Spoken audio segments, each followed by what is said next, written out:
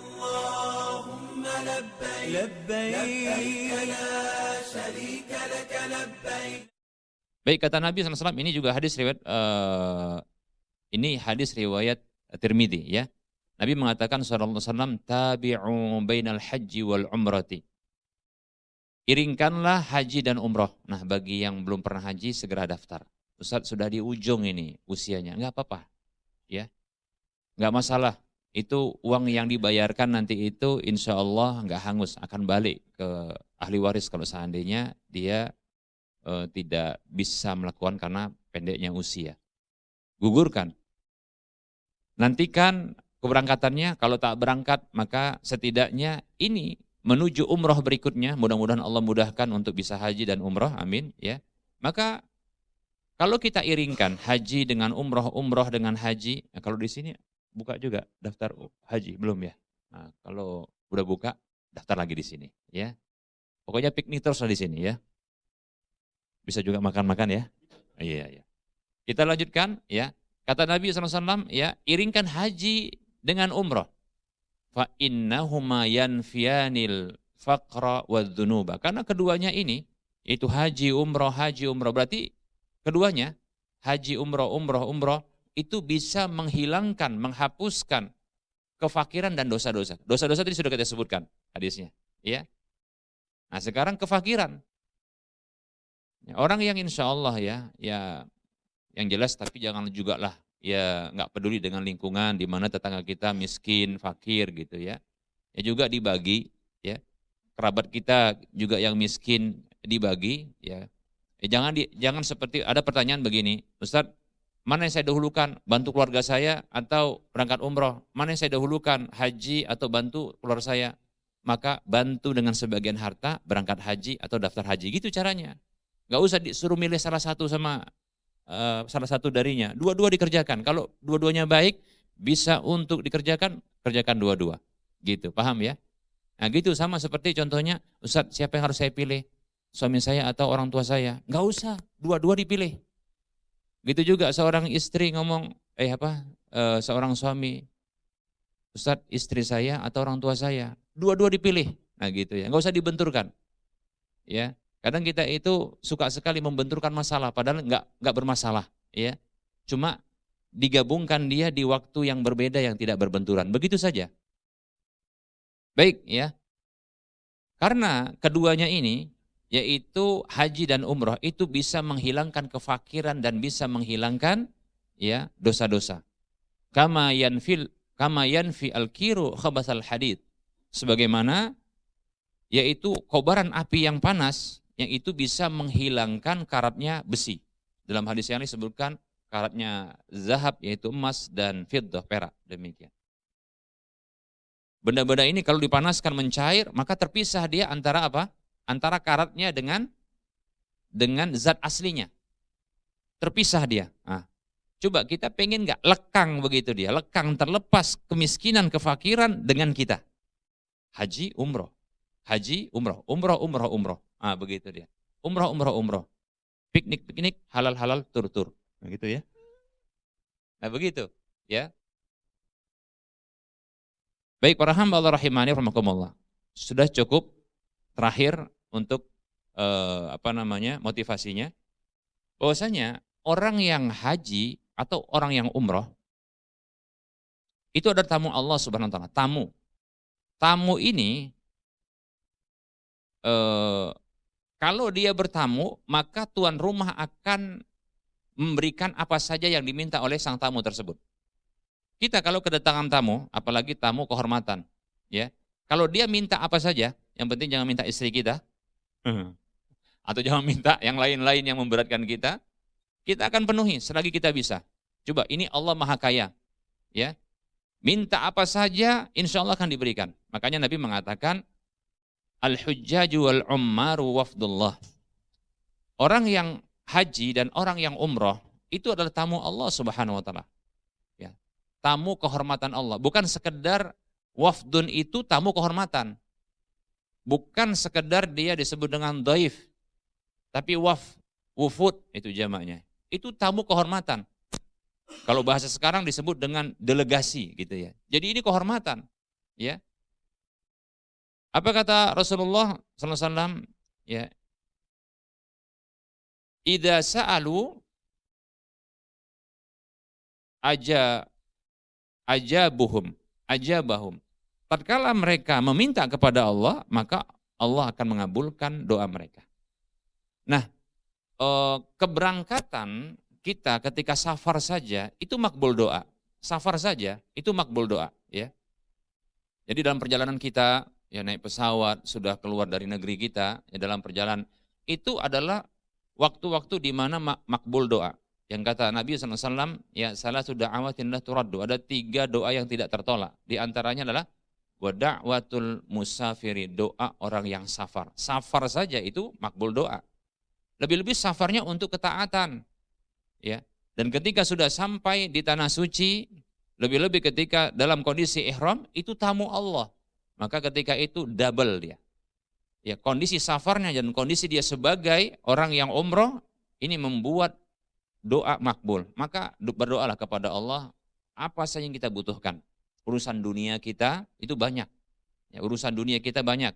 Ya, urusan pasangan hidup kita, urusan untuk kebaikan pasangan hidup kita, anak kita, mungkin kerabat kita, keluarga kita, ekonomi kita, ya kerjaan kita, demikian. Doa banyak-banyak.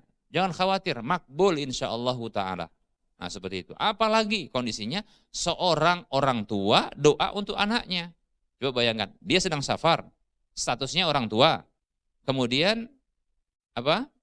Dia tamu Allah. Ketika di hadapan Ka'bah dia doa, ya Allah, Masya Allah, makbul itu langsung tembus. Mudah-mudahan. Ya, makanya coba doa kebaikan untuk anak-anaknya, bagi punya anak ya, yang bagi punya anak, doakan ketika itu untuk anak-anaknya. Baik.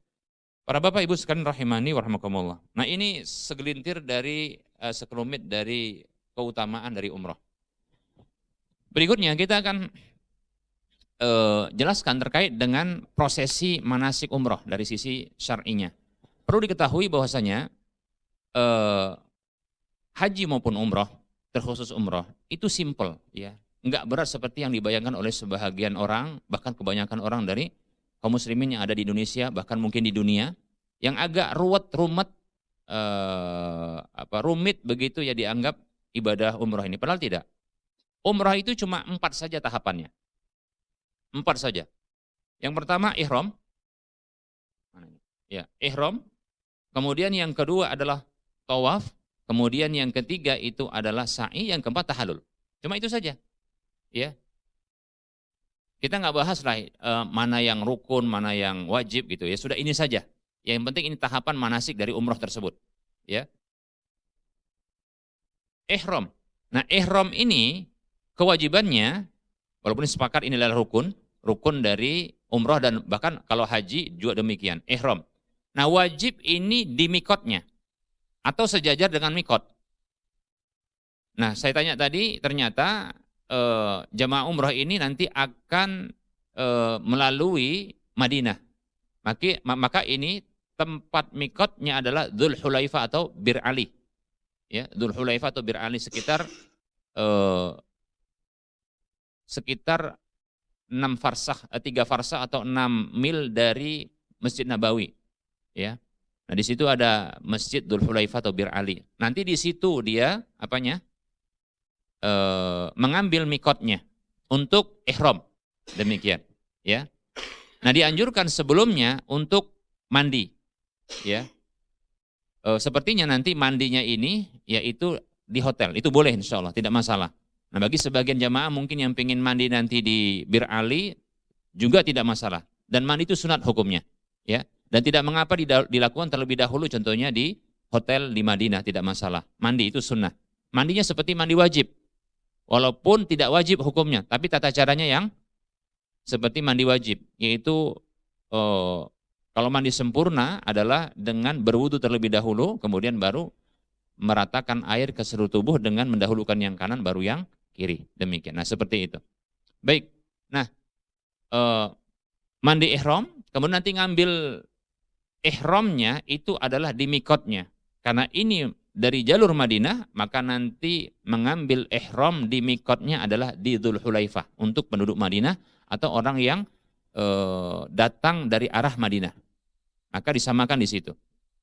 Demikian. Nah ini kalau dia jalur naik bus atau kendaraan-kendaraan seperti mobil ya. Tapi kalau dia naik kereta api nggak bisa, karena nggak ada jalur yang lewati Dzulhulaifah, nanti diambil sejajar. Ya, kalau naik kereta api, maka nanti kalau tidak salah sekitar begitu bergerak 5 menit, nah itu sudah siap-siap. Tapi perlu diketahui bahwasanya meletakkan niat yang disebut dengan ihlal untuk umrohnya itu boleh sebelum mikotnya. Ya, maksimal adalah di mikotnya. Kalau lewat mikot, maka wajib balik ke mikotnya untuk meletakkan niat ihram umrah atau haji. Ya, kalau dibablaskan lewat, ada pendapat yang mengatakan batal, ada yang mengatakan sah tapi dia bayar denda. Nah, gitu dia. Dam. Oleh karenanya, nah ini diperhatikan kalau pas lagi mau ihram. Baik, di Dzulhulaifah. Ngapain di sana? Ngapain di sana? Yang jelas adalah untuk meletakkan niat ya di mikotnya. Tapi ketika sampai di sana dianjurkan setelah mandi, bagi yang sudah mandi ya, maka turun untuk berwudu, kalau masih ada wudunya langsung ke masjid. Ngapain di situ? Salat sunat 2 rakaat saja. Salat apa? Satu pendapat mengatakan salat ihram, pendapat yang lain tidak ada salat sunat ihram. Terus salat apa? Masuk masjid, tahiyatul masjid. Waktu duha, salat duha. Tapi insya Allah ini kayaknya zuhur ya. Ya sudah, tahiyatul masjid saja. Atau yang baru wudu, salat sunat wudu. Begitu. Yang jelas salat sunat 2 rakaat. Demikian. Dan saya sarankan, ya, tapi insya Allah seperti itu salat fardunya untuk zuhur dan asar, ya, itu dijamak saja di Masjid Nabawi, ya. Gak usah dikerjakan contohnya zuhur nanti di mana? Di Masjid Nabawi, nanti asar baru nanti di jalan, gak usah. Karena ada sebagian travel begitu, ya. Padahal ini kan dia sedang safar, itu bisa untuk menjamaknya. Saya condong untuk jamak dan qashar, ya. Itu dikerjakan di Masjid Nabawi atau di Masjidil Haram. Nanti saya akan sampaikan, ya. Baik. Untuk sholat duhur dan asar, ini berarti setelah maghrib, setelah duhur ya. Maka jamak untuk zuhur dan asar di Masjid Nabawi, baik itu bagi jamaah laki-laki atau jamaah perempuan. Kalau bisa berjamaah, ya. Jamaah laki-laki, ya, itu sudah menjamak dan sholat berjamaah. Karena itu pahalanya 1000 kali sholat. Jadi sayang kalau sholatnya contohnya di Dzulhulaifah untuk sholat asar, atau nanti di rest area gitu. Nggak usah. Baik ya. Pokoknya ini perjalanan ini bersih dari apa? Nggak usah sholat begitu. Sampai pun nanti waktu ketika sholat maghrib dan isya, dibablaskan aja. Nanti sholatnya di mana? Di Masjidil Haram dengan jamak takhir. Nah gitu dia. Supaya dapat pahala 100.000 kali sholat. Baik, mundur ke belakang. Kita masih bahas tentang ihram. Ngapain ini kerja apa yang dikerjakan di Dzulhulaifah, yaitu tempat mikotnya penduduk Madinah dan yang searah dengannya, yaitu di sana untuk meletakkan niatnya. Tapi sebelum itu dianjurkan untuk melakukan apa? Mandi. Kalau sudah mandi, silakan wudu. Kalau sudah wudu, silakan apa? Sholat sunat di masjidnya, menghadap kiblat ya. 2 rakaat saja. Sholat sunat apa? Wudu, boleh. Sholat sunat apa? Tahiyatul masjid, sudah. Setelah itu balik kemana? Ke busnya kalau naik bus. Tapi kalau naik kereta api, ya ini berarti tidak ada yang seperti ini, paham ya? Ini kalau dia naik bus. Tapi kalau naik kereta api nanti beda lagi sedikit. Tapi insya Allah begitu nanti ini berita bicara masih di bus ini ya, masih naik bus gitu ya. Kita buat dibuat 2 cara. Nah sudah di bus, maka semuanya berada di bus, kemudian meletakkan niat ketika itu menghadap ke arah kiblat. Ya, jadi walaupun posisi busnya itu enggak pas dia di arah kiblat, maka masing-masing jamaah itu mengarah ke arah kiblat dengan memiringkan badan, pokoknya ke arah kiblat. Sambil membaca ya Alhamdulillah wa subhanallah Allahu akbar. Baru baca ihlalnya, ini dia bacaannya. Yang kata orang ini niat umrohnya. Labbaik Allahumma umrotan. Nah begitu dia. Labbaik Allahumma umrotan. Ada 4 lafadznya, tinggal pilih salah satu, ya, itu yang mana saja itu cukup. Labbaik Allahumma umratan, labbaik Allahumma bi umratin, labbaika umratan, labbaika bi umratin. Pilih salah satu yang pendek, contohnya labbaika umratan. Boleh, sah sudah, paham ya? Tapi sunnahnya dianjurkan ketika membaca ini menghadap ke arah kiblat, kemudian membaca alhamdulillah wa subhanallahi wallahu akbar, baru labbaika umratan. Sudah. Setelah itu ngapain? Setelah itu bertalbiyah. Ya, talbiyah labbaik Allahumma labbaik labbaik la syarika lak labbaik innal hamda wan ni'mata laka wal mulk la syarika lak. Ya. Tapi perlu diketahui ucapan labbaika umratan ini adalah ihlalnya, dan ini satu pendapat mengatakan wajib dibaca. Adapun yang tadi itu sunat, paham ya?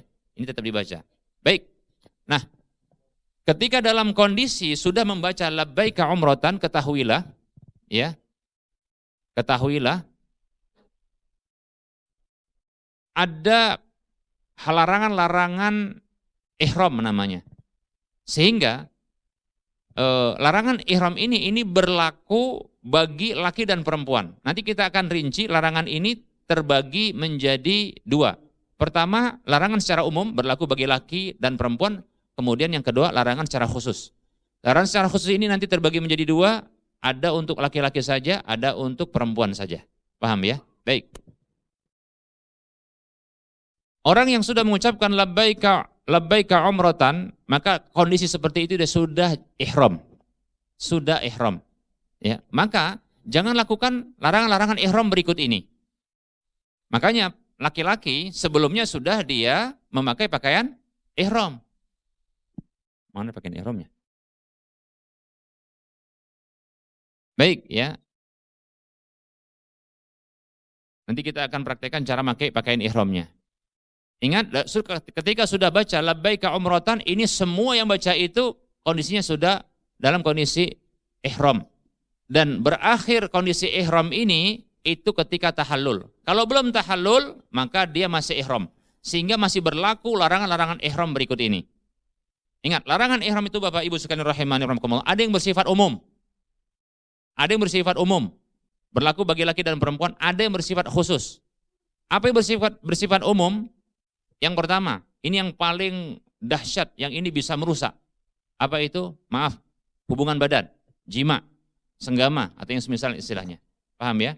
Kemudian yang kedua, ini berlaku bagi laki dan perempuan. Yang kedua adalah akad nikah. Akad nikah, baik laki atau perempuan. Kemudian yang, walaupun contoh ini ya, yang melakukan akad nikah itu adalah antara seorang laki-laki dengan seorang laki-laki. Iyalah, betul lah ya, laki-laki juga laki-laki. Maksudnya satu yang punya anak, satu calon mempelai prianya. Tapi dalam kondisi mereka tidak sedang ihram. Yang ihram siapa? Perempuan ini. Dengan abangnya contohnya. Disepakatin, yaudah nggak apa-apa lah. Awan nggak ada ikut di tempat. Tapi nanti dinikahkan sama bapaknya, contohnya begitu. Mana tahu begitu ya. Nggak boleh, ya tetap si perempuan tadi itu nggak boleh dia dinikahkan. Karena dia sedang ihram, paham ya? Akad nikah. Walaupun yang lakukan siapa? Bapaknya sama laki-laki, calon mempelai laki-laki yang itu dalam kondisi mereka tidak ihram. Tapi ininya, si putrinya itu sedang, atau mempelai perempuannya sedang ihram, nggak boleh. Gitu juga, ya dalam kondisi melamar, ini nggak boleh. Maksudnya dalam kondisi ihram, melamar itu nggak boleh. Ya, khidbah, itu nggak boleh. Baik, apa tadi yang pertama? Hubungan badan, jima. Kemudian akad nikah. Berikutnya yang ketiga, melamar atau khidbah. Kemudian berikutnya adalah memakai minyak wangi. Pakai minyak wangi, enggak boleh. Kemudian berikutnya adalah memotong atau mengambil, mencabut sebahagian dari anggota tubuh, contohnya seperti rambut, bulu-bulu, ya, kemudian kuku. Nah, ini enggak boleh. Ini berlaku umum laki perempuan.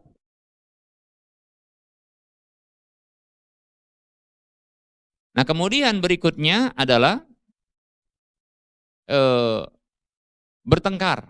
Nah itu tidak boleh bertengkar. Jidal, berjidal, tengkar, bersisi pendapat. Nah kadang ini suami istri gitu kan. Kebiasaan di rumah tengkar, akhirnya di sana pun tengkar gitu kan.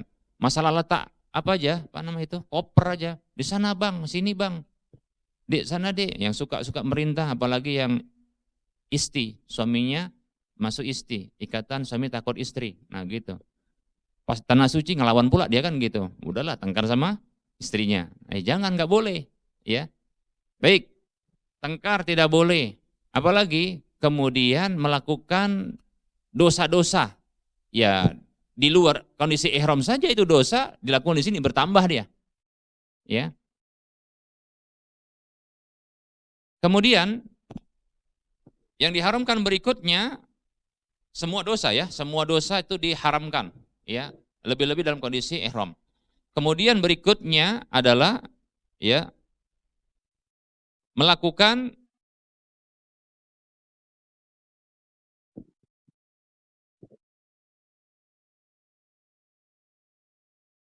perburuan ya, berburu hewan-hewan liar yang bersifat darat.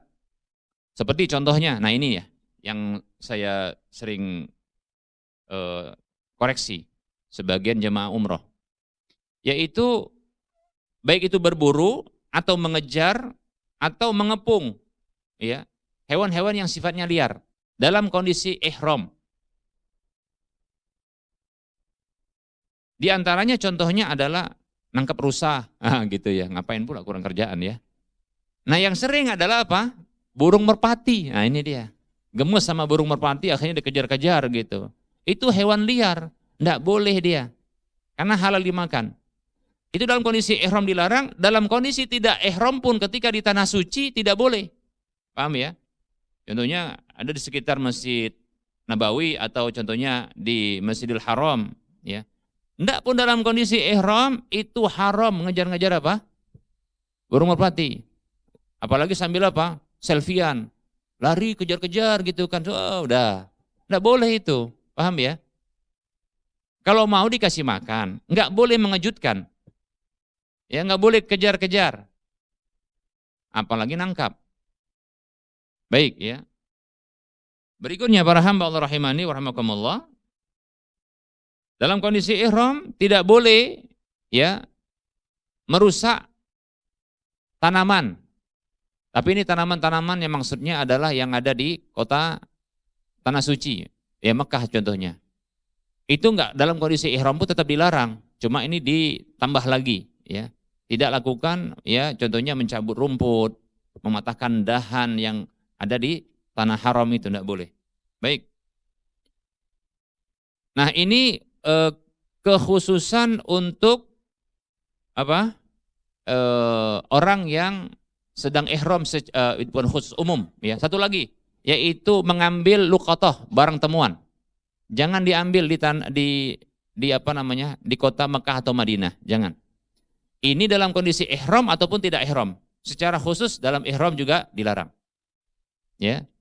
Jangan diambil dalam kondisi ihram atau di luar ihram, tapi dalam ihram dimasukkan. Baik para hamba Allah rahimani wa rahimakumullah. Ini berlaku umum. Berlaku umum. Ingat-ingat ini adalah termasuk larangan dalam kondisi ihram. Ada sebagiannya yang juga di luar ihram, ya, itu juga dilarang. Yang di luar ihram juga dia dilarang karena terkait dengan larangan tanah suci, terkait dengan larangan yang berlaku di tanah suci. Walaupun enggak dalam kondisi ihram. Apa tadi contohnya? Mengejar atau memburu, ya, menangkap hewan-hewan liar, mengambil ya barang temuan, kemudian ya merusak tanaman asli ya. Baik. Kemudian ada yang khusus, larangan yang khusus. Apa itu yang khusus? Yang khusus kita bagi dua. Pertama bagi laki-laki. Maka bagi laki-laki dilarang memakai pakaian berjahit. Pakaian berjahit. Baik itu pakaian atas atau pakaian bawah. Sehingga tidak boleh memakai singlet. Ya, tidak boleh memakai baju koko atau apapun, ya kaos dan seterusnya. Itu bagian atas, bagian bawah seperti celana dalam, ya, celana pendek, celana panjang, nah, tidak boleh. Ya. Itu khusus bagi laki-laki, ya. Demikian. Karena dia berjahit memang tak boleh. Tapi para ulama membolehkan, ya, memakai yang berjahit seperti contohnya adalah tali pinggang. Itu dibolehkan. Begitu juga contohnya adalah, ya, sepatu, sandal, ya. Karena sepatu itu dilarang. Tapi yang khuf itu artinya yang sepatu menutup mata kaki. Tapi kalau dia nggak ada sandal, pakai sepatu yang membuka mata kaki dibolehkan. Makanya ada hadis, ya, ketika ada orang yang dia tidak punya sandal, tapi dia punya khuf, Rasulullah perintahkan untuk memotong bagian atasnya sampai terbuka mata kakinya. Nah, seperti itu. Baik. Kemudian berikutnya, jadi tidak boleh pakai pakaian yang berjahit bagi laki-laki, yang itu khusus bagi laki-laki. Kalau perempuan nggak masalah, ya. Jangan pula pakai pakaian ihram laki-laki, bahaya, ya. Kemudian berikutnya adalah tidak boleh pakai khuf bagi laki-laki. Khuf, sepatu yang nutup mata kaki. Kemudian kalau perempuan, ya boleh, tidak masalah. Ini khusus bagi laki-laki larangannya. Kemudian berikutnya pakai penutup kepala. Pakai penutup kepala. Baik itu contohnya adalah topi, peci, ya. Apa saja bentuk topinya, ya. Gitu juga contohnya adalah kain ihramnya diletakkan di kepala kalau kepanasan. Nah, itu tidak boleh. Ya. Nah, begitu. Sorban juga nggak boleh. Baik. Nah, itu khusus bagi laki-laki. Lalu apa khusus bagi perempuan larangannya? 2, yaitu menutup wajah, cadar, kemudian yang kedua memakai sarung tangan. Pakai sarung tangan, kaos tangan. Itu tidak boleh. 2 ini. Ya, pakai burqah, begitu juga pakai qafazatain, ya, yaitu sarung tangan. Nah, untuk wanita bercadar, gimana Ustaz? Malu dong, ya, soalnya cantik banget, nanti tersipu laki-laki, ya maksudnya nanti laki-laki terganggu begitu, ya. Maka silakan pakai sadel yang dia dia tidak menyentuh wajah. Jadi yang dilarang itu adalah kalau dia yang menyentuh wajah cadarnya, paham ya? Tapi kalau dia yang dia tidak menutup, tidak menyentuh wajah, tapi dia menutup depan wajah, itu ada namanya sadel. Ingat, bukan sandal, ya, bukan sandal taruh di depan, bukan. Tapi sadel namanya. Sadel, ya, bukan sandal. Seperti apa? Bukan. Iya, pernah nggak yang pernah umroh siapa? Pernah lihat perempuan Turki dia pakai kayak topi, gitu. Kemudian topinya itu ada ikatan kayak cadar gitu. Kemudian dijatuhkan ke depan, tertutuplah bagian wajahnya. Paham ya? Pernah? Belum pernah? Saya pun gimana ngomongnya? Ya, sadel gitu. Saya pun nggak tahu gimana cara belinya karena saya nggak pernah pakai. Nggak tahu. Tapi begitu. Ingat ya, jangan beli sandal, sadel. Sudah, nah itu. Saya kira paham lah ya. Nanti gini aja, tanyakan ada enggak cadar yang dia tidak menyentuh wajah tapi di depan. Ya kalau mau mungkin pakai topi, ada topi kecil, ya mungkin topi kecil yang dipakai. Saya pun nggak tahu kenapa kok dia bisa seperti itu. Nanti kalau saya tengok ini tadi perempuan tadi kan, ya dia tersipu malu pula. Tapi pernah saya lihat begitu. Nah itulah sadel dia, ya demikian. Itu dikecualikan oleh para ulama dari larangan memakai cadar. Nah begitu. Baik, pokoknya sadel begitu. Dia nggak menyentuh wajah, nggak nyentuh wajah dia. Baik, nah itu larangan ihram bagi laki-laki dan perempuan secara umum, dan ada yang khusus bagi perempuan, ada khusus bagi laki-laki. Baik. Kemudian dalam kondisi ihram seperti ini, maka banyak dianjurkan kita untuk melakukan apa? Melakukan namanya talbiyah. Labbaik Allahumma labbaik, labbaik la syarika laka labbaik, innal hamda wa ni'mata laka wal mulk la syarika lak. Terus seterusnya, ya. Sampai nanti ini terhenti ketika ya melihat Ka'bah ingin melakukan tawaf. Ya, jadi contohnya kalau sudah sampai Mekah itu masih bisa, masih di hotel contohnya untuk persiapan turun, ya persiapan katakanlah ya persiapan untuk bersih-bersih, nah boleh. Dan satu lagi perlu diketahui, dalam kondisi ihram ini itu boleh untuk ya mengganti pakaian ihram, boleh. Ya, tapi jangan yang wangi. Boleh juga mandi, boleh, tapi jangan pakai yang wangi-wangi seperti mungkin sabun yang wangi, kemudian sampo, nah begitu. Jadi sekedar apa namanya, membasahi tubuh atau menyegarkan tubuh, demikian. Nah seperti itu. Ya kalau ada sabun yang tidak wangi ya boleh, tapi permasalahannya ada nggak yang nggak wangi? Ada ya sabut, templok, teflon, telepon. Ya pokoknya gitulah ya, pokoknya nggak wangi, udah gitu saja. Baik ya. Baik, tapi kalau nggak sengaja contohnya eh, pakai nyentuh atau apa saja yang wangi, maka ini tidak mengapa, ya, tidak kena dia batal, tapi segera dicuci, paham ya? Baik, eh, berjalan menuju Mekah, sampai di Mekah, maka persiapan untuk apa? Meletakkan pakaian, meletakkan apa barang-barang di hotel. Nah setelah itu sampainya malam. Dan saya tadi tidak sarankan untuk melakukan sholat maghrib di jalan. Pertama repot, biasanya pun rest areanya itu sempit tempat sholatnya. Saya nggak sarankan, saya sarankan untuk melakukan sholat maghrib dijamak dengan isya itu di mana? Di Masjidil Haram. Insya Allah nanti Ustadz Ja'far ya, hafizahullah beliau paham lah insya Allah. Tapi kalau seandainya beliau nyarankan untuk sholat di sini di apa di rest area, sarankan aja nanti Ustadz kita sholat jamaah aja di sana gitu, ya di apa Masjidil Haram dengan jamak takhir ya, yaitu jamak maghrib dengan isya di waktu isya insya Allah. Baik ya. Itu bisa nanti beliau paham lah insya Allah karena lebih lama di sana beliau ya. Nah beliau nanti boleh itu di pelataran sholatnya, pelataran di Masjidil Haram di pelatarannya atau di dalam apa? Di dalam Masjidil Haramnya. Ya, jadi kalau nanti begitu masuk ya, nanti itu tinggal turun nanti ke sebelah kanan, sebelah kiri cari tempat yang kosong. Demikian. Pokoknya nanti seperti itu. Tapi kalau agak sulit, karena pernah juga, kalau saya pribadi pernah dulu ngalami ketika minta izin nggak dikasih, karena itu dikosongkan tempatnya. Ada tempat sholat, ya itu dilarang. Tapi akhirnya kami sholat di tempat jalan, tapi dikasih juga ketika itu. Ya, agak jauh juga sih. Baik ya. Yang jelas sholat ya di apa? Di Mekah.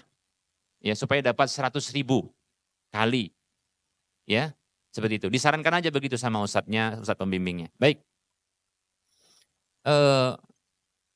Nah setelah bersiap-siap, ya apakah nanti, yang jelas sampai sana itu makan dulu, ya kan.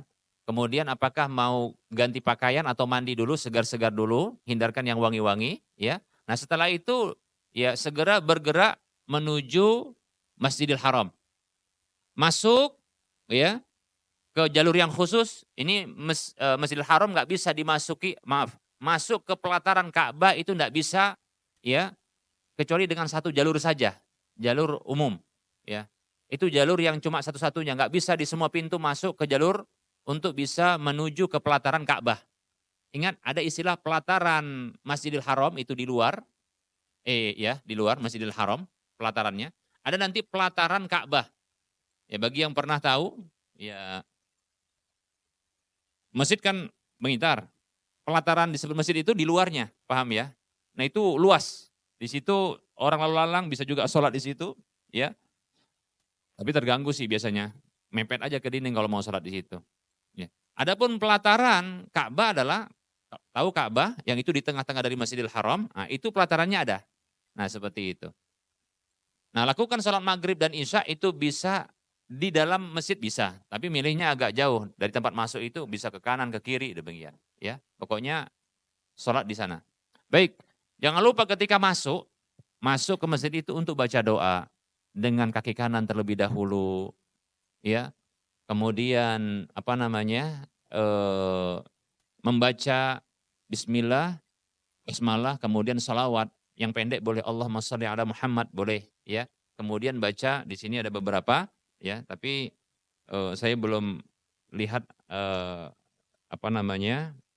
Status hadisnya apa sahih itu tidak, ya. Tapi ada doa yang lain, ya, yaitu baca Allahumma inni Allahumma ftah li abwaaba rahmatik, Allahumma inni a'udzu billahil azim wa biwajhil karim wa sultanihil qadim minasyaitonir rajim. Seperti itu. Itu juga. Di sini ada enggak ya? Ada ya. Tapi ini ada doa ya. Ketika melihat Ka'bah. Allahumma zid hadzal baita tasyrifan wa ta'ziman wa takriman wa mahabatan wa birran wa zid min syarafihi wa karamihi mimman hajjahu i'tamarahu tasyrifan wa ta'ziman. Demikian. Nah, ini juga bisa dibaca ketika lihat Ka'bah. Memang ketika nanti gitu masuk belum lihat ya. Nanti gitu mau turun, nah itu baru kelihatan. Turun ke lantai bawahnya ya, mau ke pelataran itu baru lihat. Nah, baru nanti baca. Baik ya. Pastikan itu dalam kondisi berwudu semuanya. Jadi tapi insyaallah apa namanya? Pembimbing paham ya, tapi pastikan masing-masing untuk berwudu walaupun belum diinstruksikan berwudu. Karena ada pendapat ulama dan ini ada sisi kuatnya ya pendapat ini ya, yaitu merupakan syarat tawaf adalah berwudu ya, berwudu. Sehingga wanita yang dalam kondisi haid maka dia tak boleh untuk tawaf. Nah, begitu. Ya. Kata Nabi SAW kepada Aisyah, ibunda Aisyah radhiyallahu anha yang dalam kondisi haid, kata Nabi mengatakan, if'ali ma yaf'alul haju illa ghaira alla tatufi. Kata beliau, lakukan seperti apa yang dilakukan oleh seorang yang haji, ya. Hanya saja jangan kamu tawaf, kata Rasulullah, dalam kondisi haid ketika itu. Demikian. Jadi dilarang sama Nabi. Pastikan nanti bagi para wanita untuk ya, bisa dihindarkan waktu haidnya ketika waktu tawafnya. Demikian. Baik ya.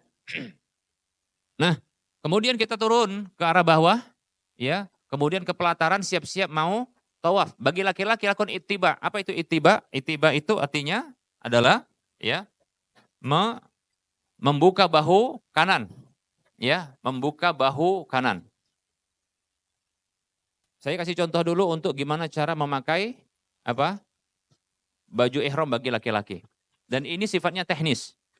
Sifatnya teknis, tidak mesti harus seperti ini. Cuma mungkin bagi seperti saya yang agak langsing, mungkin bisa ditiru ya.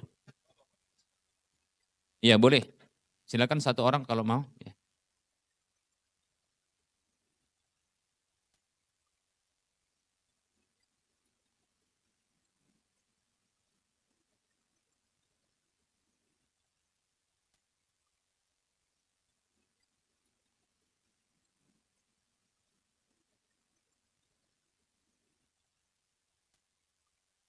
Baik, ya. Sesungguhnya teknis ya. Teknis memakai apa ini? Kain ihram. Ini kan kain ihram ada dua, ada bagian atas, bagian bawah, ya.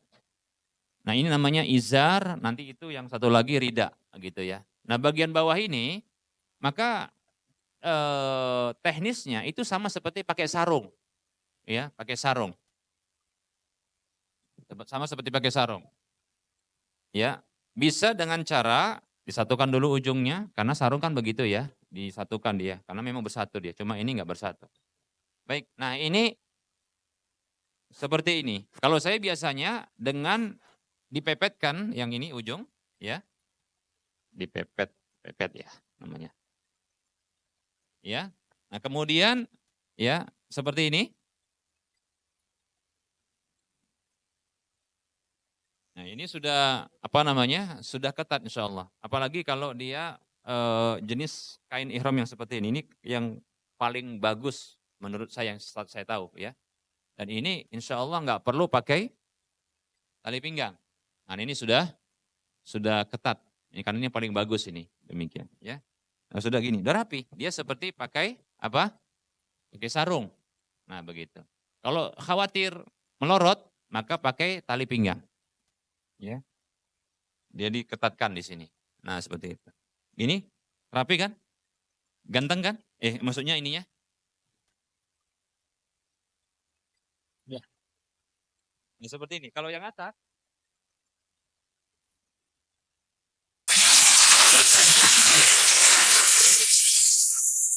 nah ini disebut dengan rida. Rida itu bagian atas. Kalau rida itu artinya selendang. Ya. Dia seperti pakai baju. Ini anggaplah saya nggak pakai apapun. Ya, nggak pakai baju, nggak pakai singlet, nggak pakai bawahan, gitu ya. Baik. Nah ini seperti ini.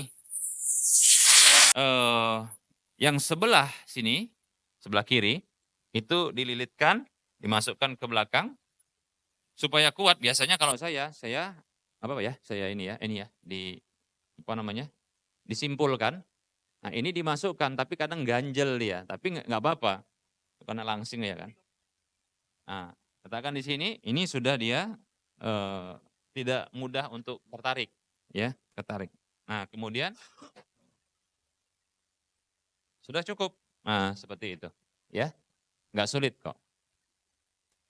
Nah, ittiba tadi ketika hendak tawaf, maka dia dibuka bahu kanannya. Nah, seperti ini. Jadi bahu kanannya terbuka. Nah, mudah toh? Ini juga boleh untuk dililitkan, dimasukkan ke dalam supaya nggak mudah lepas. Ya, seperti itu. Bisa dipahami? Kalau mau dia dikasih peniti juga boleh. Nggak ada larangan, insya Allah. Baik. Boleh Pak pulang kan?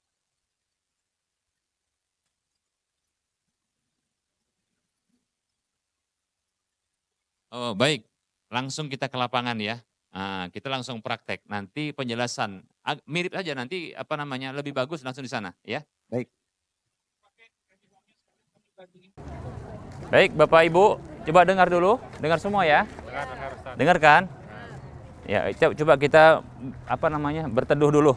Panas nih. Ya, di sini kita dulu. Ya.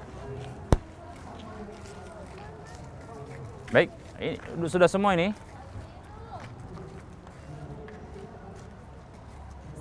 Baik Bapak Ibu sekalian, rahimani wa rahimakumullah. Anggaplah ini kita ini sedang keluar dari hotel menuju Masjidil Haram. Ya, maka seperti ini masih ada anjuran untuk bertalbiyah, labbaik Allahumma labbaik, labbaik la syarika lak, labbaik innal hamda wan ni'mata lakal wal mulku la syarika lak, begitu ya. Dan pastikan ini dia sudah sholat ya, sudah sholat maghrib dan isya ya, demikian. Kalaupun belum, nanti maka mintakan kepada ustadznya insyaallah ya, sholat maghrib dan isyanya di Masjidil Haram, bisa di pelatarannya atau nanti di dalam masjidnya, demikian. Baik, baik, ini kita anggap menuju ke dalam masjid ya, ke dalam masjid kita mau apa?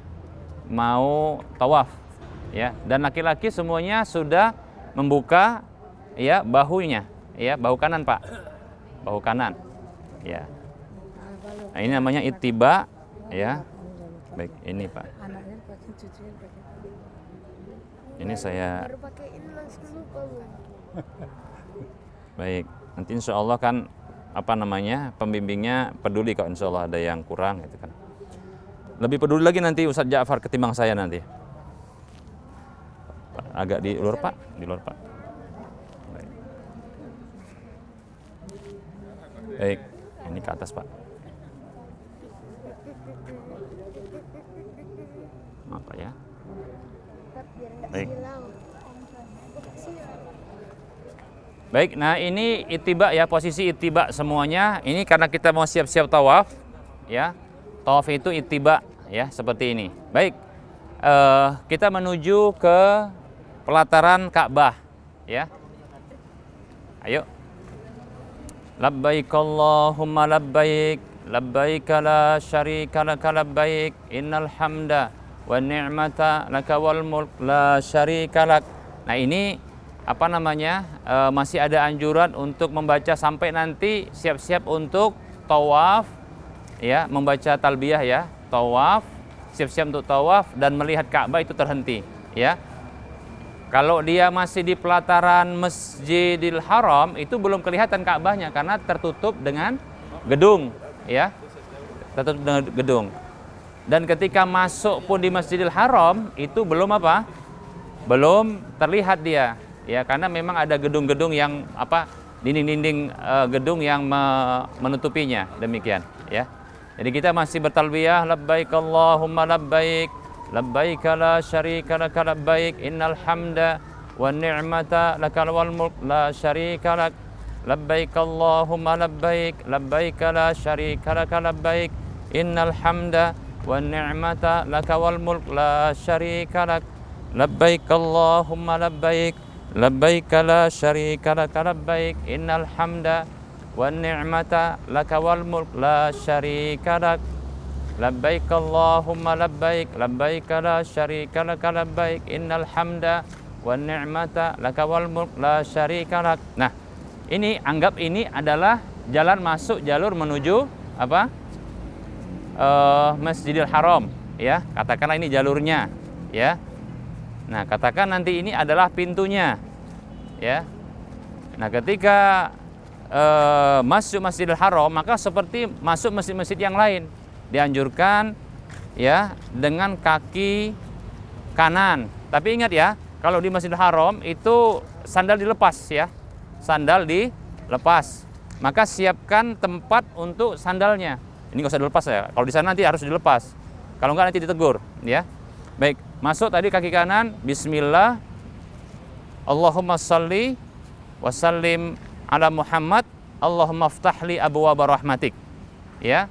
Kemudian ya membaca Allahumma inni a'udzubika Allahumma inni a'udzubillahil azim wa biwajhihil karim wa sultanihil qadim minasyaitonir rajim. Kemudian nah kita bergerak itu ke bawah ya, ke lantai bawah untuk masuk nanti ke jalur pelataran Ka'bah gini ya. Dan biasanya kalau dia begitu keluar itu posisi tanda hijau ya yang sejajar sama Hajar Aswad itu ke arah kanan, tapi di sini beda ya.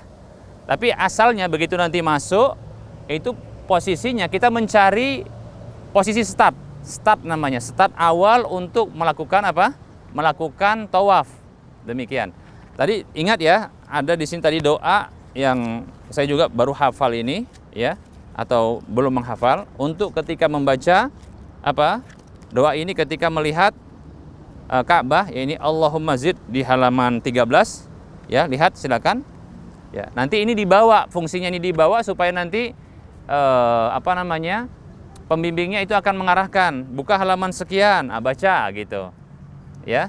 Baik, nah ini Allahumma zid hadal baita tashrifan wa ta'ziman wa takriman wa mahabatan wa birran wa zid min syarafihi wa karamihi mimman hajjahu aw i'tamarahu tashrifan wa ta'ziman. Baik, seperti itu sekali saja. Sudah. Itu ketika melihat apa? Ka'bah, demikian. Baik. Nah, kita menuju tempat startnya.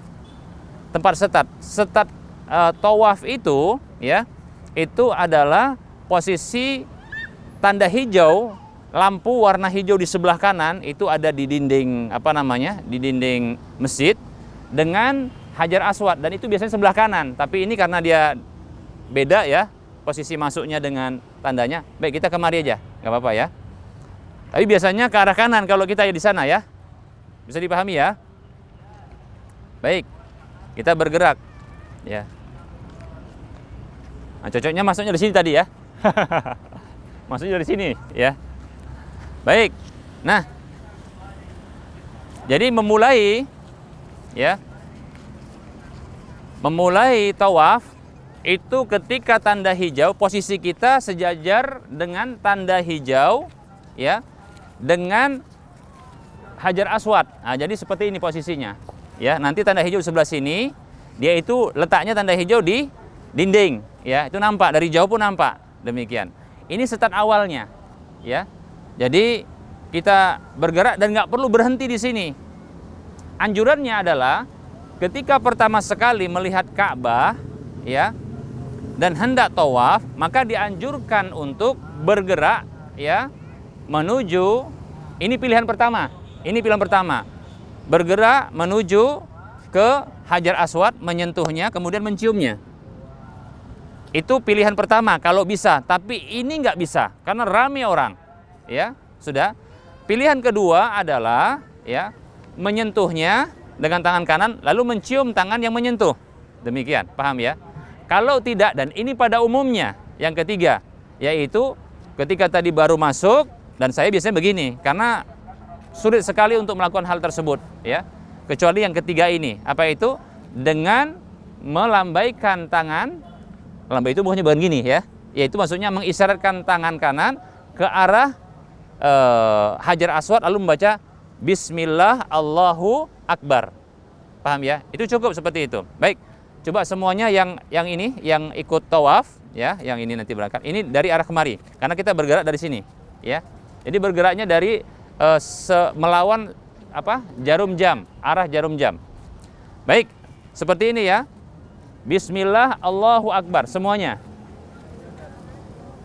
Baik, bagi laki-laki ketika Bismillah Allahu Akbar dianjurkan bagi laki-laki untuk melakukan namanya romal, lari-lari kecil. Lari-lari kecil. Lari kecil yaitu melakukan langkah-langkah pendek sembari menambah kecepatan dari jalan biasa, ya, seperti ini. Ya, demikian. Dan jangan lari sprint, nggak akan mampu nabrak orang kita, ya. Jadi larinya cukup seperti itu.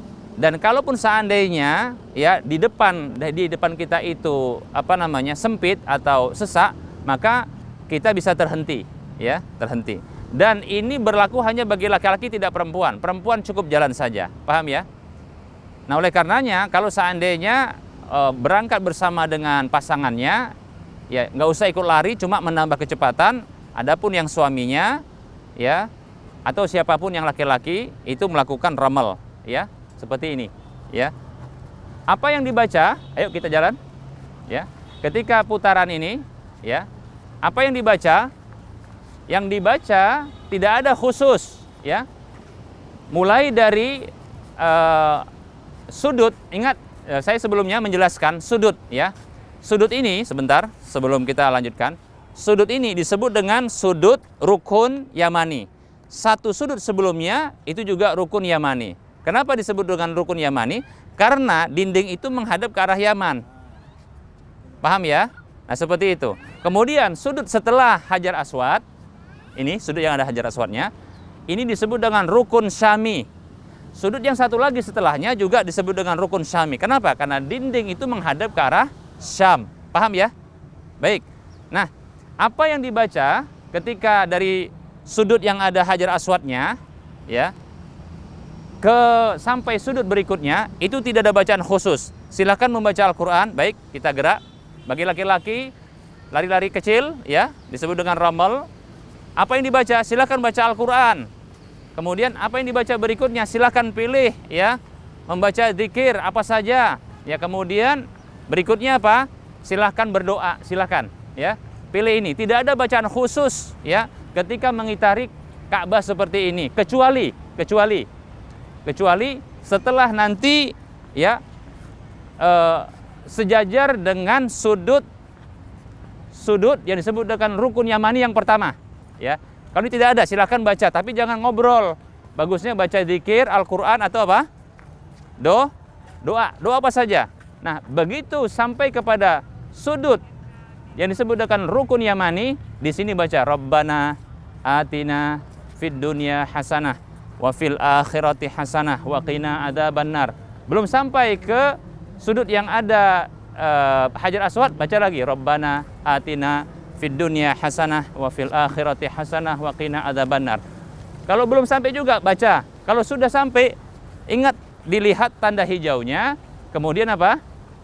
Sejajarnya, posisi start awal tadi. Begitu lewat dia, lambaikan lagi tangan ke arahnya, Bismillah Allahu Akbar. Bisa dipahami kira-kira? Begitu seterusnya. Adapun laki-laki dia 4 putaran pertama dia rommel, lari-lari kecil. Perempuan tidak ada rommel. Sampai akhir nanti putaran tidak ada lari kecil. Bagi laki-laki, dia yang ada rommelnya, dan itu cuma di 4 putaran pertama. Bisa dipahami? Lari kecil. Seperti ini ya. Nah begitu. Dan kalau sempit di depan ini, sesak, maka bisa milih arah yang lain. Pokoknya bisa apa? Bisa bergerak. Kalau macet, jangan dipaksakan bergerak sambil dorong, enggak usah. Berhenti saja. Bisa dipahami kira-kira? Baik, nah seperti itu. Nah, kita ulangi ya. Start awal adalah apa ini? Sudut yang ada Hajar Aswadnya sejajar dengan apa? Tanda hijau. Jadi awal start adalah menjadikan Hajar Aswad sebelah kiri kita, tanda hijau itu di sebelah kanan kita. Paham ya? Demikian. Dan tidak harus berhenti di awal start itu. Karena itu yang bikin macet, paham ya? Sambil bergerak itu bisa. Bismillah, Allahu Akbar. Bisa dipahami kira-kira? Kemudian ketika melewati ya, baik laki atau perempuan, kalau laki-laki tadi dia rommel ya. Kalau perempuan dia berjalan, lari kecil yang ini, yang laki-laki, itu tidak ada bacaan khusus ketika melewati sudut-sudut ini. Paham ya? Silakan baca Al-Quran, silakan baca doa, silakan zikir. Apa yang biasa zikir dibaca? Kalau saya biasanya baca Subhanallah walhamdulillahi wala ilaha illallah wallahu akbar. Atau zikir yang lain yang disukai, silakan. Baca Al-Quran boleh, doa silakan apa saja, demikian. Bahkan yang tidak kita katakan tadi, inilah dia sedang ketika kita sudah jadi tamu, ya kan? Maka silakan doa, minta apa saja untuk kebutuhan dunia kita, akhirat kita, silakan. Paham ya? Demikian. Nah, tidak ada bacaan khusus kecuali ketika nanti muter lewat di mana? Sudah sampai satu sudut itu. Satu sudut sebelum sudut yang ada Hajar Aswadnya. Sejajar dengan itu baru baca apa? Rabbana atina fid dunya hasanah wa fil akhirati hasanah wa qina adzabannar. Dan teruskan membaca doa tersebut atau doa tersebut sampai bertemu di posisi start. Dan tidak perlu berhenti, lanjut, paham ya? Sembari apa? Begitu dia posisi itu, lambaikan tangan atau isyaratkan tangan, bismillah, Allahu Akbar. Lihat, dilihat sambil dia apa? Diarahkan. Paham ya? Nah, seperti itu. Kalau badan kita nggak harus, ya. Kalau mau pun boleh juga sambil mungkin dia bergerak begini, dikatakan bismillah, Allahu Akbar. Tapi nggak usah berhenti, ya.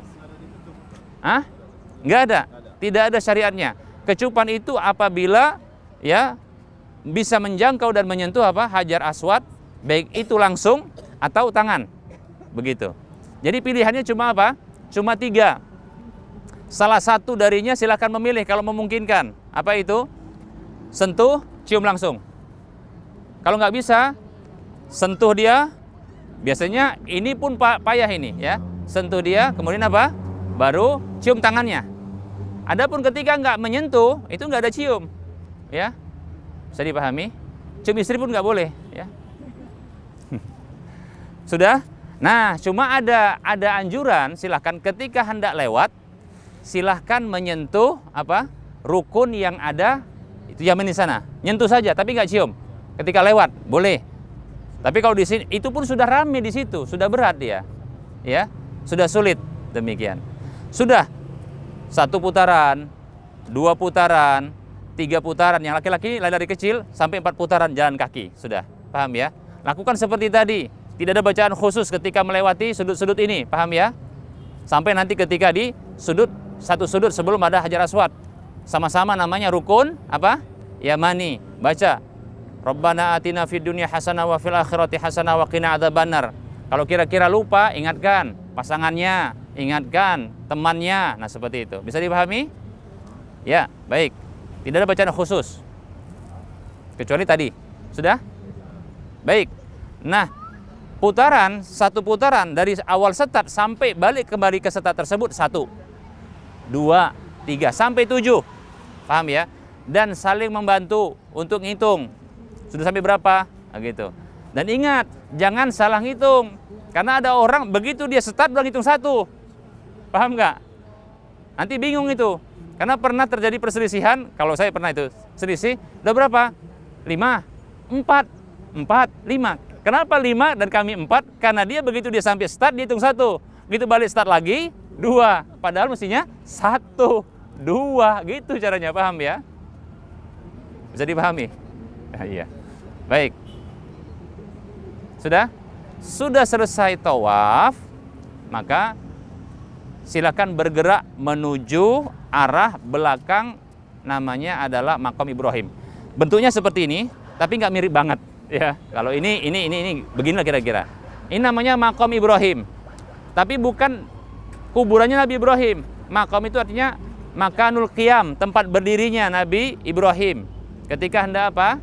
Membangun Ka'bah. Dan ini dianjurkan ketika setelah tawaf, kita ketika bergerak membaca wattakhidu mim maqami Ibrahim musalla ya. Cuma sunnahnya adalah ya setelah setelah sholat itu ada anjuran untuk minum air zam-zam.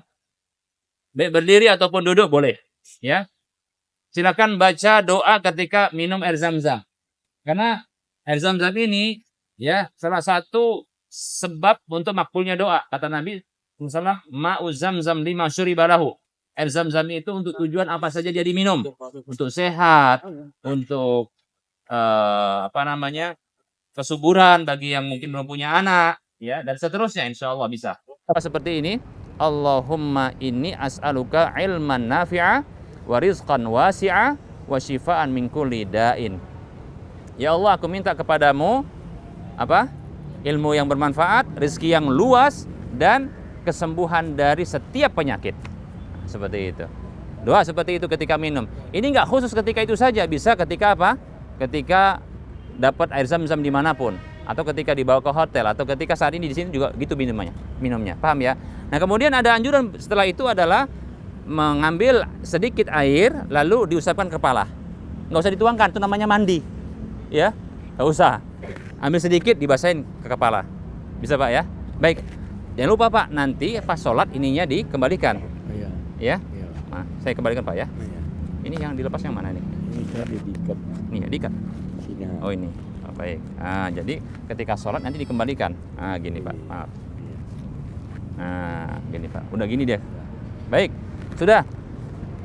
Ketika sudah minum air zam-zam, kita bergerak menuju tempat sa'i. Sudah selesai tawaf. Paham ya? Baik, kita gerak. Pastikan dalam kondisi tawaf tadi itu masih dalam kondisi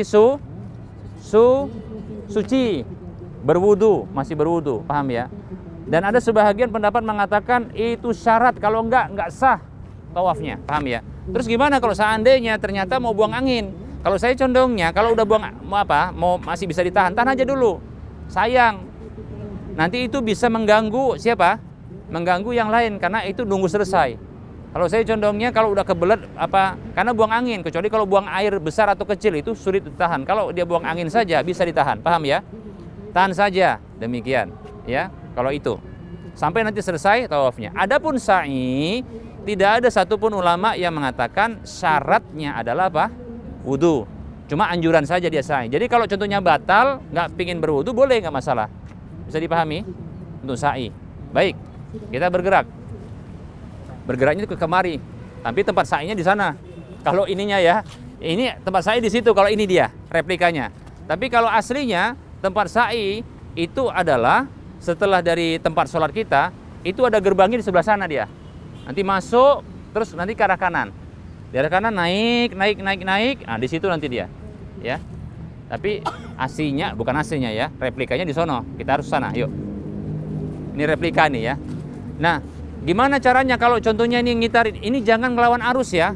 Saya tidak sarankan untuk kalau kita mau bergerak, jangan dia ngelawan arus, ketabrak-tabrak.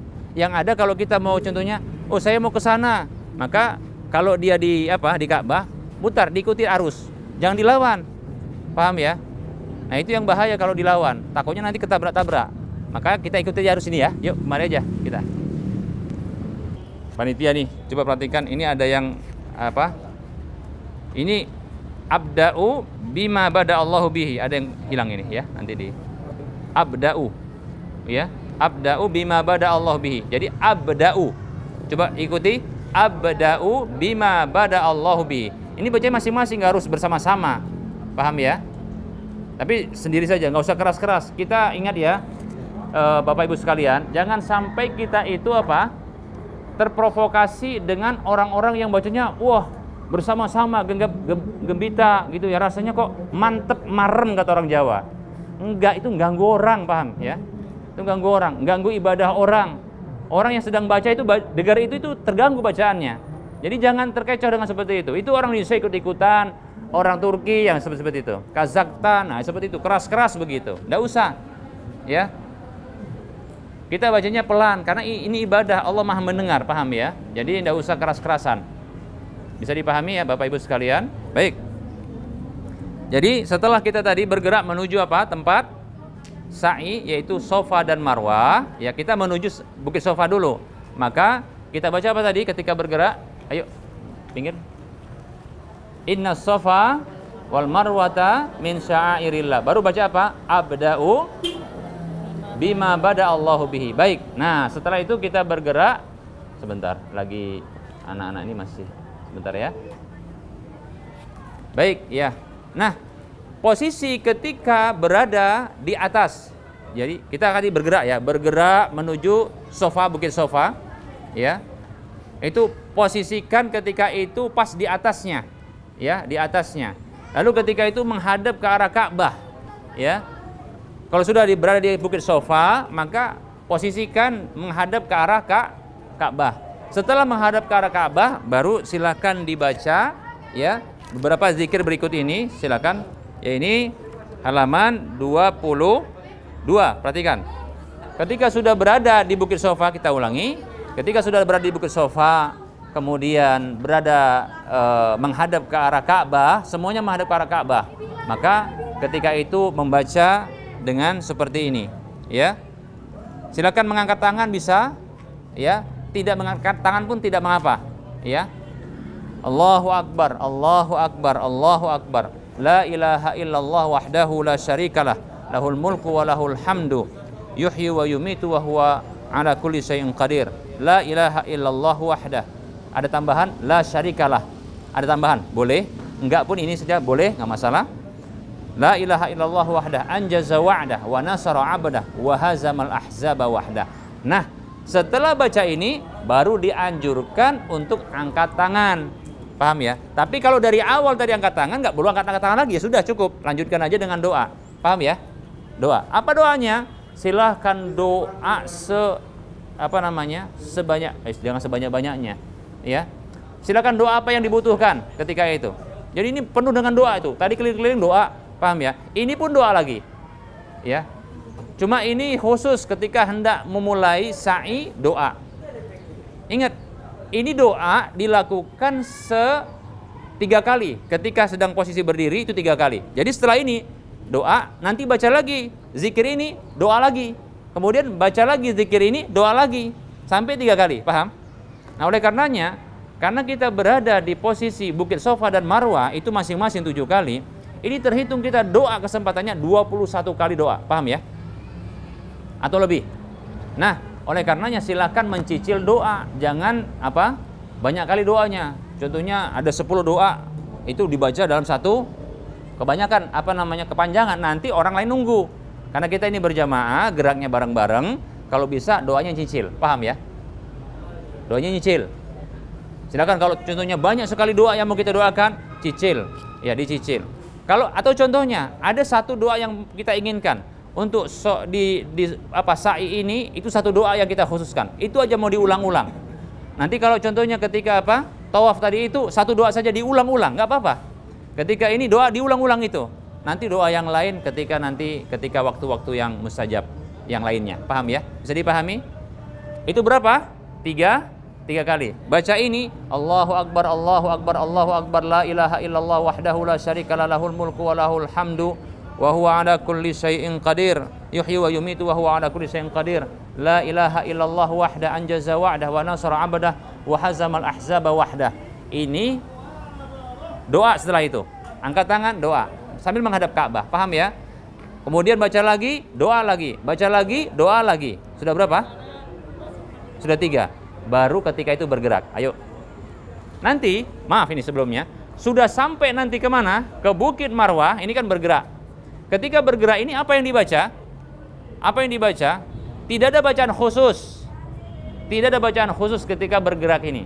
Silakan baca Al-Quran, ketika dari Bukit Sofa ke Marwah, ya, apa yang dibaca? Tidak ada bacaan khusus.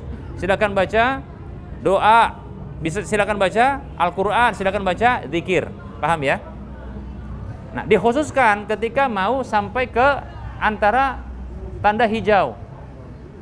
Maka doanya seperti yang disebutkan di halaman ini halaman 23. Rabbighfir warham, ini terlalu panjang, ada yang pendek. Ini yang pendek adalah bacaan dari Ibnu Mas'ud, yaitu Rabbighfir warham innaka antal a'zul akram. Rabbighfir warham innaka antal a'zul akram. Itu ketika melewati tanda hijau, 2 tanda hijau itu tanda hijau, ya. Itu nanti. Nah, ketika lewat itu, laki-laki dianjurkan untuk lari sambil baca Rabbighfir warham innaka antal a'zul akram. Adapun perempuan tidak ada lari, paham ya? Jalan kaki saja. Sudah? Larinya lari apa? Lari biasa. Demikian, ya. Begitu nanti sampai tanda hijau yang kedua, maka jalan kaki laki-laki. Apa yang dibaca? Silakan apa saja. Kalau mengulangi Rabbighfir warham innaka antal a'zul akram boleh. Paham ya? Begitu sampai nanti ke Bukit Marwah, naik dia, sudah. Maka ketika sampai di sana, berhenti, posisikan ke arah kiblat. Dan ketika itu kalau di sana tidak terlihat Ka'bah. Kenapa? Karena tertutup oleh dinding. Ya, tapi ada apa namanya? Marmer atau apa gitu yang memang ke arah ke kiblat. Jadi posisinya kayak kiblat, kayak tadi di situ menghadap kiblat, lalu baca lagi.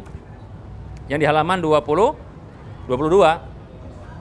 Allahu akbar, Allahu akbar, Allahu akbar, la ilaha illallah wahdahu la syarikalah lahul mulku wa lahul hamdu wa huwa ala kulli syai'in qadir wa huwa yuhyi wa yumiitu wa huwa ala kulli syai'in qadir. La ilaha illallah wahda anjaza wa'dah wa nasara 'abda wa hazamal ahzaba wahda. Kemudian doa. Silakan doa. Baca lagi zikir ini, setelah itu doa lagi. Baca lagi zikir ini, kemudian doa lagi. Paham? Dari Bukit Sofa ke Bukit Marwah itu sekali. Beda kalau tawaf. Tawafnya, kalau tawaf itu kan dari start yang sejajar dengan Hajar Aswad dan tanda hijau, itu muter balik lagi ke situ sekali. Kalau ini enggak, dari Bukit Sofa ke Bukit Marwah sekali. Dari Bukit Marwah ke Bukit Sofa sekali. Udah terhitung 2. Berarti kalau 7 kali, di mana berhentinya?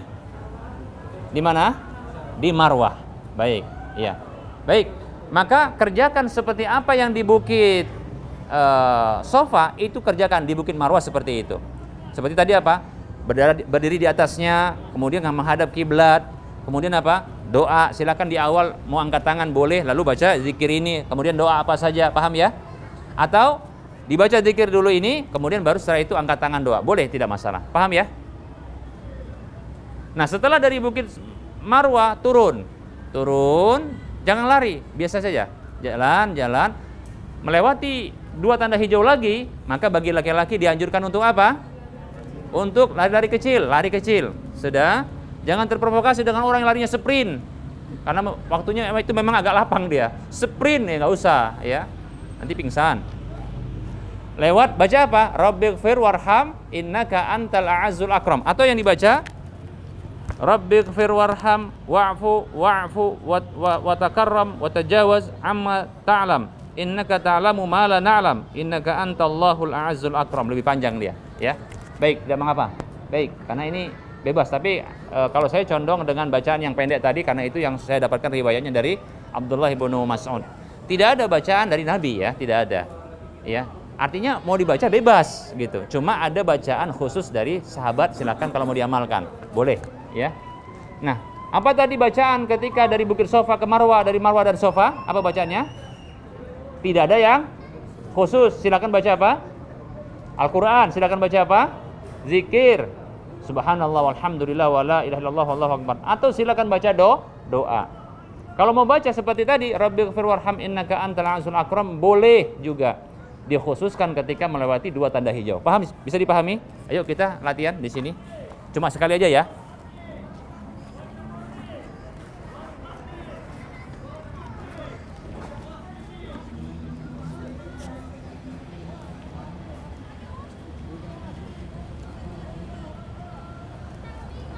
Baik. Nah, ini anggaplah dia miniatur dari Bukit apa? Sofa. Di sana miniatur nanti Bukit Marwah, replikanya. Nah, ketika sudah sampai di atas, Tapi pastikan posisi ini ketika di atas bukit Sofa atau di bukit Marwah, jangan di posisi orang yang lagi banyak muter-muter. Itu tubruk-tubruk nanti. Posisi agak minggir. Nah, biasanya kalau di bukit Sofa saya ambil posisi agak ke sudut dia, ke sudut kemari dia, kemari. Nah, begitu. Dan posisi lebih ke depan kalau saya. Di situ udah banyak orang. Ini termasuk masih bukit Sofa. Kemudian apa? Menghadap ke arah Ka'bah seperti ini. Baru tadi dibaca apa ini? Allahu Akbar, Allahu Akbar. Di sini boleh angkat tangan langsung, tapi kalau saya biasa enggak. Ya, dari kitab yang saya pelajari enggak angkat tangan dulu, ya. Tapi dibaca dulu Allahu Akbar, la ilaha illallah wahdahu la syarikalah lahul mulku wa lahul hamdu yuhyi wa yumitu wa huwa ala kulli syai'in qadir. La ilaha illallah wahda anjaza wa'da wa nasara 'abda wa hazamal ahzaba wahda. Ya, itu direnungkan ketika membacanya, maksudnya dengan khusyuk, baru setelah itu doa. Doa apa saja, tapi kalau bisa tadi dicicil, jangan panjang-panjang, paham ya? Kalaupun mau dikhususkan selama sa'i ini doa khusus boleh. Ya Allah, murahkan rezeki kami ya Allah. Ya, contohnya bagi yang belum punya momongan, ya Allah, ya, berikanlah rezeki berupa anak yang soleh atau solehah ya Allah. Atau contohnya orang tua lagi sakit, ya Allah sembuhkan orang tuaku ya Allah. Selama itu sa'i, ketika jalan pun itu doanya, sampai nanti di Bukit Marwah itu juga doanya, nggak masalah. Pakai bahasa Indonesia, pakai bahasa Jawa, pakai bahasa daerah, tapi jangan pakai bahasa Betawi karena jelek banget. Ya Allah, lu maha penyembuh, ya sembuhkanlah gue. Ah gitu kan, agak lucu kan? Nah gitu. Yuk kita lanjut. Baik, kita bergerak jalan kaki, ya. Jalan kaki sambil apa yang dibaca di sini? Tidak ada yang khusus. Silakan baca Al-Qur'an, silakan baca apa? Zikir, silakan baca apa? Doa, silakan. Kalau tadi seperti contohnya ada orang yang ingin dapat momongan, ya Allah, berikanlah aku anak yang soleh dan soleha. Bagi yang jomblo-jomblowati, ya Allah, berikanlah aku istri, ya, berikan aku suami yang soleh, berikan istri yang soleha. Bagi mau kawin lagi, silakan ya Allah, berikan kemudahan untuk nikah lagi. Nah, contohnya gitu, mana tahu, ya kan? Ya, sudah. Ah, ini silakan. Atau silakan baca hafalannya Al-Quran, silakan. Atau baca zikir, Subhanallah walhamdulillahi wa la ilaha illallah wallahu akbar. Nah, ketika lewat tanda hijau, laki-laki dianjurkan lari, ya. Rabbighfir warham innaka antal a'azzul akram. Rabbighfir warham innaka antal a'azzul akram. Rabbighfir warham innaka antal a'azzul akram. Begitu lewat ini jalan kaki. Bagi laki-laki, perempuan cukup jalan kaki semuanya. Bisa dipahami? Ya. Ini Anda mau tanya juga untuk apa keutamaannya ini, Ustaz? Dijelaskan juga, Ustaz. Jadi biar dapat timbul hati itu tadi, Ustaz. Apa? Ada pertanyaan. Apa sih keutamaannya? Kenapa tadi dari sana ke sini? Kenapa dari Bukit Sofa ke Bukit Marwah? Ini dulunya sebenarnya adalah amalannya Ibunda Hajar ketika beliau itu mendapatkan ya kondisi di mana sudah kehabisan air. Paham ya? Kehabisan air. Maka beliau melihat seperti ada apa fata morgana, oase yang ada apa namanya itu? Ada oasis. Yang ada kayak air bergerak ke sana karena ini haus sudah habis bekal. Ketika itu air Zam-Zam belum muncul, paham ya? Maka beliau bergerak. Begitu bergerak naik ke atas gitu kan? Nggak ada. Maka beliau naik ke atas sofa. Dilihat sepertinya ada di Bukit Marwah. Maka beliau bergerak sambil bergerak. Ya, bergerak lari gitu ya. Sampai sini lari. Jadi lari tadi itu di antara Bukit Sofa ini, di antara tanda hijau ini, itu seperti kok sudah dekat dia lari, gitu dia. Paham ya? Tapi nggak ketemu juga. Akhirnya jalan karena capek. Sampai 7 kali dari Bukit Sofa ke Marwah. Itulah perjuangan seorang ibu ketika itu untuk anaknya. Agar mereka tidak mati karena kehausan. Paham ya? 7 kali beliau lakukan itu. Ya. Akhirnya ya Allah Subhanahu waktu itu beliau itu meninggalkan Ismail alaihi wassalam itu di mana? Di hijrnya. Di hijr Ismail di sana, paham ya? Nah, ketika itulah datang malaikat Jibril alaihissalam, sudah 7 kali, gitu kan? Datang malaikat Jibril alaihissalam, sudah menghentakkan sayapnya. Dalam satu pendapat menghentakkan kakinya. Dalam pendapat yang lain Nabi Ismail menghentakkan kakinya, memancarlah air. Tapi pendapat yang kuat ini yang sahih adalah hentakan dari sayap malaikat Jibril muncul, dan itu munculnya dari kakinya apa?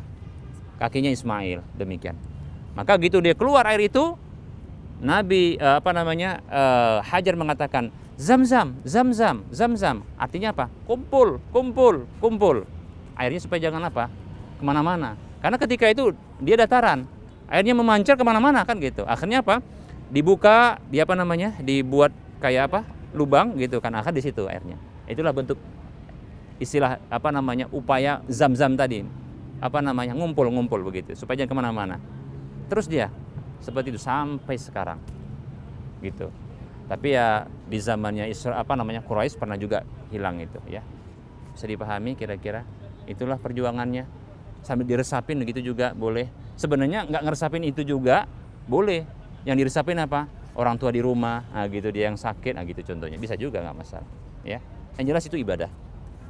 Baik, kita menuju ke Bukit Marwah. Ya. Apa yang dibaca silakan subhanallah walhamdulillah wala ilaha illallah wallahu akbar, zikir. Silakan baca Al-Qur'an, silakan baca doa, silakan ya. Nah, ini anggap kita sudah sampai ke Bukit Marwah dan kondisinya naik ya. Naik ke atas. Ya. Nah, ini naik ke atas. Nah, ini perlu diketahui, ini muter ya. Ini ada dua jalur. Jadi ada jalur namanya dari Bukit Sofa ke Marwah, sudah. Nanti ada dari Bukit Marwah ke Sofa. Jadi kalau dari Bukit Marwah ke Sofa ini muter kemari, paham ya? Sebenarnya ini ada jalan. Nanti dia berdampingan dengan apa? Berdampingan dengan jalan ini. Sebelah satu lagi di sini, paham ya? Nah itu sama, mirip dengan itu juga kondisinya. Nanti ke Bukit Sofa seperti itu. Bisa dipahami dan lakukan hal yang sama. Ketika di Bukit Sofa, di Bukit Marwah, lakukan seperti di Bukit Sofa. Yaitu apa? Sudah posisi, cari posisi yang aman, tidak diganggu orang dengan orang muter. Kalau lihat nanti ada orang yang dia muter nggak berhenti-berhenti, dia muter aja, nggak usah ikut, paham ya? Ikuti pembimbingnya. Karena dianjurkan begitu dia ada di bukit itu, Sofa atau Marwah, dianjurkan untuk berhenti, paham ya? Berhenti, cari posisi. Kalau saya biasanya ngambil posisi kalau nggak di sini, agak kemari, dia agak yang lebih tinggi, atau ke ujung sana, ke ujung sini maksudnya, yang jalan sini ke ujung sini. Nah, ujung sini ini insya Allah lebih lapang. Maka ngumpul di situ ngadep ke arah kiblat. Kiblatnya gini kalau nggak salah, dari posisi ini kemari dia. Tapi kok ini kan kemari, nah gitu. Yang jelas ngadep kiblat. Dan ketika itu Ka'bah nggak kelihatan karena ada dinding. Nah, maka baca seperti tadi. Apa itu? Baca apa? Allahu Akbar, Allahu Akbar, Allahu Akbar, la ilaha illallah wahdahu la syarikalah, lahul mulku wa lahul hamdu wa huwa ala kulli yuhyi wa yumitu wa huwa ala kulli syai'in qadir, la ilaha illallah wahda anjaza wa'da wa nasara abadah wa hazamal ahzaba wahda. Doa. Sudah doa, zikir lagi. Kemudian doa lagi. Kemudian apa? Zikir lagi, doa lagi. Sudah. Baru turun. Turun menuju bukit apa? Sofa. Di Bukit Sofa lakukan seperti tadi, paham ya? Cari posisi, nggak usah diganggu orang yang lewat gitu kan. Ngadep ke arah Ka'bah, baca kayak tadi. Paham ya? Ketika turun bergerak tersebut, itu bacaannya adalah apa? Bacaannya tidak khusus. Silahkan zikir, silahkan baca Quran, silahkan doa. Ketika melewati tanda hijau, apa yang dibaca? Rabbighfir warham innaka antal a'azzul akram. Selama ini pun cuma dibaca Rabbighfir warham innaka antal a'azzul akram, karena itu bagus. Rabbighfir, ya Allah, ampuni aku. Karena kita banyak dosa. Ya, potensi dosa itu kalau melekat itu disiksa. Kita pengen dihapuskan oleh Allah, gitu kan? Kemudian silahkan kemudian baca warham dan rahmati aku. Itu seperti itu, bagus doanya. Silahkan itu saja dibaca, boleh. Bisa dipahami kira-kira? Nah, kalau begitu pertanyaan kembali diulangi. Kalaulah dari Bukit Sofa ke Marwah sekali, dari Marwah ke Sofa itu sekali, yang lainnya di mana berakhirnya? Di Marwah. Kalau di Marwah sudah selesai, nah di sini ada perbedaan pendapat para ulama. Apakah ketika terakhir di Bukit Marwah ini ada lagi untuk baca zikir seperti tadi, kemudian doa, zikir doa 3 kali? Ada yang mengatakan tidak ada. Termasuk yang berpendapat gini adalah ya Ustadz Yazid rahimahullah. Tapi anak condong adalah ada, ya tetap dibaca. Kenapa? Karena dalam hadis disebutkan adalah lakukan seperti apa yang dilakukan di Bukit Sofa ya ketika di Bukit Marwah, paham ya? Maka itu berakhir begitu juga. Cuma permasalahannya yang kenapa kok dikatakan oleh Ustadz Yazid itu rahimahullah itu sudah cukup, karena beliau menghitungnya di sana sekali, di sini sekali, sini sekali, sudah ya. Maka kalau di sana dia sudah berapa? 1, 2, 3, 4, 5, 6, 7 di sana. Maka di sini kalau di sini jadi 8, paham ya? Paham tidak? Maka sementara sa'i itu 7 kali putaran, bukan 8. Jadi beliau mengikutkan dari sisi apa? Doanya 7 kali, kelilingnya 7 kali, doanya pun 7 kali, paham ya? Kalau saya tidak begitu berpikirnya adalah kata Rasulullah, lakukan seperti apa yang dilakukan di Bukit Sofa ketika di Bukit Marwah, paham nggak? Gitu hadisnya. Sehingga dilakukan di sana, maka lakukan seperti itu. Ketika berakhir di sini, lakukan begitu juga, paham ya? Baru setelah itu bergerak. Nah, pintu keluar di sini, keluar ke sana. Silakan nanti, ya ini biasanya ini mendekati apa? Mendekati subuh, ya. Maka saya sarankan untuk tidak segera tahallul. Jangan sampai terprovokasi. Kembali kita ulangi, jangan terprovokasi untuk memotong rambut di wilayah ini, paham ya? Pertama, kotor. Yang kedua, kalau yang perempuan itu potensi untuk nampak auratnya, rambut itu aurat, paham ya?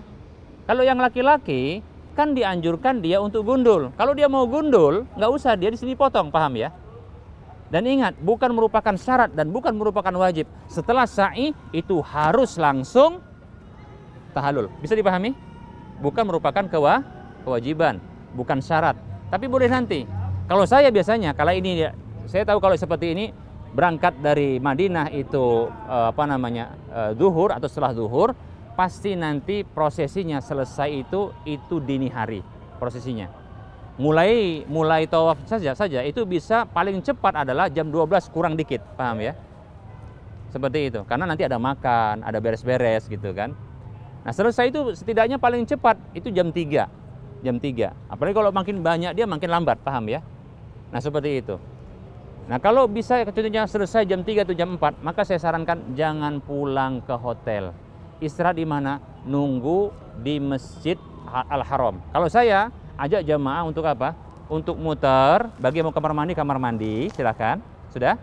Saya ajak putar lagi balik, masuk lagi ke Ka'bah. Sholat di sana, sholat tahajud atau sholat qiyamul lail, sholat witir. Nah, jangan lupa sholat witir. Kemudian mau sholat hajat, ketika itu puas sambil nengok. Kalau tadi kan keburu mau apa? Cuma sholat 2 rakaat, pengennya apa? Mau doa kurang panjang kan gitu ya. Yang supaya puas, balik lagi kemana? Ke pelataran Ka'bah, masuk dari pintu di asal. Nggak bisa masuk dari sini, itu lawan arah. Pintunya cuma satu saja, balik tempat tadi. Sudah, itu sekira 15 menit dari sini. 15 menit. Makanya segera kalau udah mau batal wudhu, silakan wudhu. Ya, itu setelah di sini tempat keluar ini ada kamar mandi di sana. Silakan ya. Nah, bergerak. Tapi kalau sudah mepet, ya sudah sholat di pelataran masjid yang di luar. Tapi kalau saya punya kesempatan jam 3 selesai, jam setengah 4 atau jam 4, saya ajak buru-buru jamaah untuk balik ke pelataran. Karena saya pun kepingin. Saya suka itu, makanya saya ajak jamaah. Saya ajak mereka, sudah kumpul kita di sini, kita sholat. Mau sholat apa? Subuh di sini, paham ya? Begitu. Tapi biasanya setengah jam itu sudah rapat. Makanya kalau jam 3 sudah bergerak balik lagi. Nah, di situ sholat qiyamul lailnya, lakukan banyak-banyak, sudah tutup dengan witir. Setelah itu banyak doa. Nah, seperti itu. Apa yang mau didoakan? Jangan banyak selfie, ini penyakit, ya. Naudzubillah min dzalik. Selfie yang di ini. Selfie ini saya yakin nggak ada keinginannya kecuali untuk dinampakkan sama orang. Betul nggak? Jujur aja lah. Pasti kan? Nah, itu padahal bisa menggugurkan apa? Amal ibadah. Seperti itu. Oke lah, selfie nggak usah untuk kenang-kenangan, Ustaz. Ya sudah. Nggak usah itu diperbanyak. Sekali saja sudah cukup, paham ya? Begitu. Yang kita perbanyak apa? Ibadah. Kenapa? Ini ibadah yang mahal. Ibadah yang butuh waktu banyak dan energi yang banyak. Karena capek. Istirahat kurang. Paham tidak? Baik, kita balik. Tahallul, sambil jalan kita pulang. Pulang kan? Ya, pulang. Ya. Nah, ini sudah selesai prosesi manasik umroh dari sisi apa? Tawaf dan apa? Sa'i sudah. Maka tersisa apa yang terakhir? Tahallul. Apa itu tahallul? Tahallul adalah menjadikannya halal dari apa? Dari larangan-larangan ihram, supaya dia sudah tidak lagi ihram. Makanya tahallul itu adalah penghalal dari ihram.